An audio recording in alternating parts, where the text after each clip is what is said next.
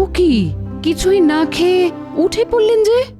না, খেতে ভালো লাগছে না। মুখে সবকিছু কিরকম যেন বিস্বাদ বিস্বাদ লাগছে। তাহলে রাজবৈদ্যকে খবর পাঠাই। আরে রাজবৈদ্যকে খবর পাঠিয়ে কি হবে? সেই তো দেবে কটা তেতো পাঁচন। তবুও আমি খবর পাঠাবো। শুনুন, আজ আর রাজসভায় যেতে হবে না। রাজসভায় না গিয়ে বরং একটু বিশ্রাম নিন।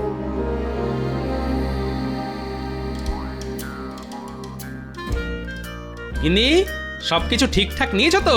হ্যাঁ গো বাবা, হ্যাঁ সবকিছু বারবার মিলিয়ে দেখে নিয়েছি। হ্যাঁ হ্যাঁ, সবকিছু ভালো করে দেখে নাও। দেওঘর জায়গাটা তো আর ঘরের কাছে নয় যে কিছু ভুলে গেলেই এক ছুট্টে গিয়ে নিয়ে আসা যাবে। হ্যাঁ গো, জায়গাটা খুব ভালো, তাই না? কি করে বলবো বলো তো, আমি তো আর এর আগে কখনো যাইনি। তবে শুনেছি খুব স্বাস্থ্যকর জায়গা। শুধু খাও দাও আর বাবা শিবের মাথায় জল ঢালো। শোনো, কাল খুব সকালেই গরুর গাড়ি চলে আসবে কিন্তু। আমার যে কি আনন্দ হচ্ছে না, কি বলবো। তোমার আনন্দের জন্যই তো এত খরচ করে অত দূর যাওয়া গিন্নি। চলো চলো চলো, এখন খেতে দেবে, চলো তাড়াতাড়ি খেয়ে শুয়ে পড়তে হবে। হ্যাঁ, কাল তো আবার এই কাক ভরে উঠতে হবে।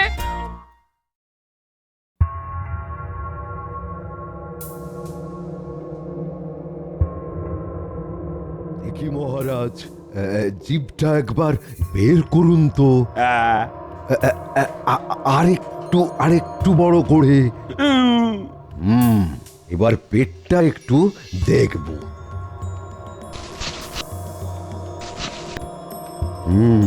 কেমন বুঝলেন রাজবৈদ্য মশাই? না না না না, তেমন ভয়ের কিছু নেই। পেটে বায়ু আর ওই অম্বলের কিছু উদ্রেক হয়েছে বটে, তবে কদিন ওই ওষুধ খেলেই সেরে যাবে। আমি তাহলে এখন আসি মহারাজ। হ্যাঁ হ্যাঁ, এসো। আচ্ছা রানীমা, মহারাজের এই অরুচি ভাবটা কবে থেকে? এই তো কদিন হলো কিচ্ছু খেতে চাইছেন না, আর না খেয়ে খেয়ে শরীর দুর্বল হয়ে পড়ছে। মেজাজটাও কদিনে একটু খিটখিটে হয়ে গেছে।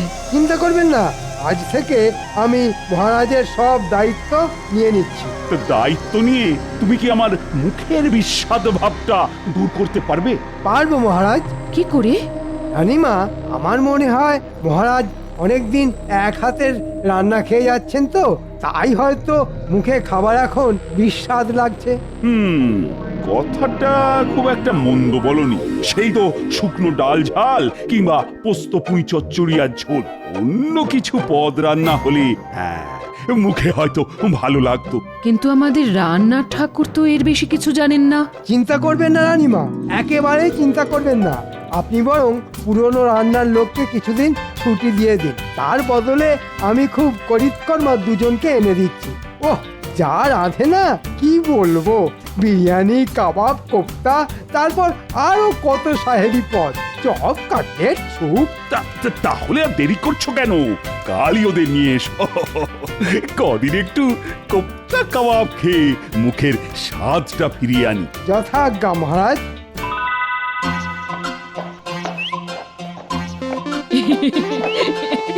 বলি কত দিন বাদে কৃষ্ণনগর থেকে বেরোলাম বলো তো?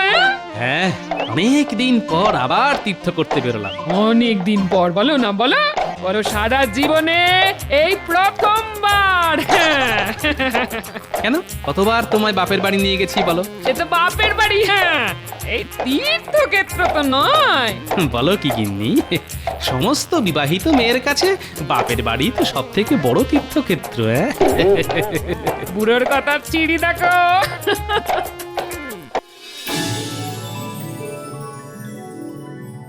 জয় মা, জয় মা, জয় মা। সবকিছু ভালোই ভালোই মিটে গেলে আমি তোকে জোড়া পাঁঠা দেবো মা।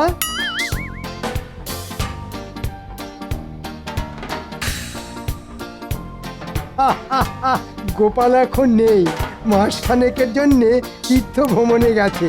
এই সুযোগে যদি কাজটা করে ফেলতে পারি, ও কত গয়না, কত গয়না।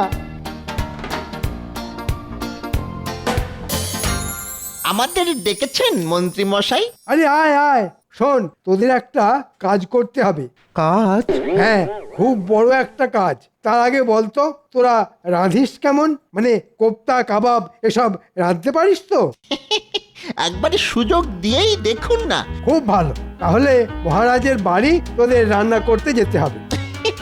কি যে বলেন, খোদ মহারাজের বাড়ি? হ্যাঁ? এই মন্ত্রী মশাই আমাদের সঙ্গে রসিকতা করছেন না তো? আরে রসিকতা কেন করবো রে পাগলা?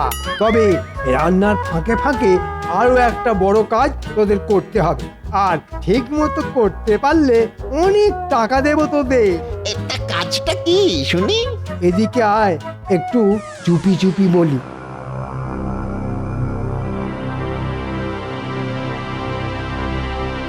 কিরে, ঠিকঠাক করতে পারবি তো? যে পারবো মানে?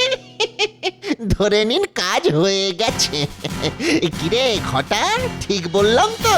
তাহলে তৈরি হয়ে আয়, আজই তোদের মহারাজের কাছে নিয়ে যাব। তবে একটা কথা, তোরা যাবি উড়িয়া ঠাকুরের ছদ্মবেশে। ছদ্মবেশ? হ্যাঁ, এমন ছদ্মবেশ ধরবি যাতে তোদের কেউ চিনতে না পারে।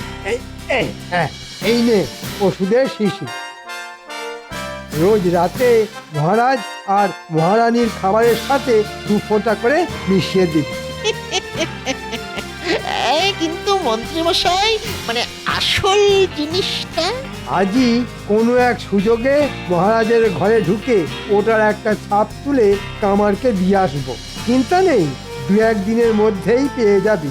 তাহলে তাড়াতাড়ি ছদ্মবেশ ধরে আয়, আমি আজই মহারাজের কাছে তোদের নিয়ে যাব।